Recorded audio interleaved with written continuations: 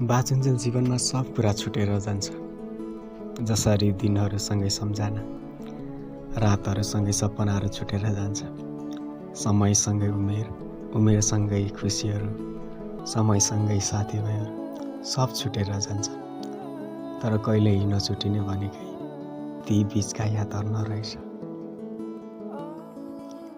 एक दुई दिन गन्दै, हिजो आज भन्दै, हप्ता महिना बढ्दै, जसरी आमाको न्यानो कोख छुट्छ, कोखसँगै स्नेहले भरिएको त्यो बिलासी काग छुट्छ, त्यसै गरी पाएको त्यो कोमल हातको सारा छुट्छ।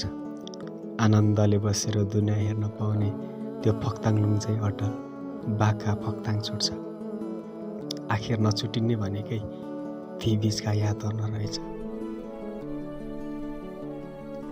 जसरी रुखबाट पातहरू छुट्छ, गुडबाट बचेराहरू, क्षितिजबाट बादलहरू, मिरमिरे बिहानीबाट शीतहरू छुट्छ।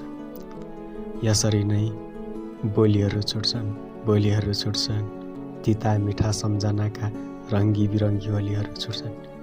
आखिर नछुटिने भनेकै ती यादहरू नरहेछ। बाटोहरूबाट बटुवाहरू छुट्छन्, यात्राबाट यात्रीहरू, चौतारीबाट भरियाहरू, बगरबाट छालाहरू छुट्छन्। त्यसरी नै हामीबाट हाम्रा अनेक सुर्तालहरू छुट्छन्, शुभ अशुभ बिहानीहरू छुट्छन्, तिता मिठा कहानीहरू छुट्छन्, ती कहानीहरूसँगै जवानी छुट्छ। आखिर नछुटिने भनेकै ती बीचका यादहरू न त रहेछ। सास रहुजेल साथ रहने भनेकै यादहरू नरहेछ। नछुटिने भनेकै यादहरू नरहेछ।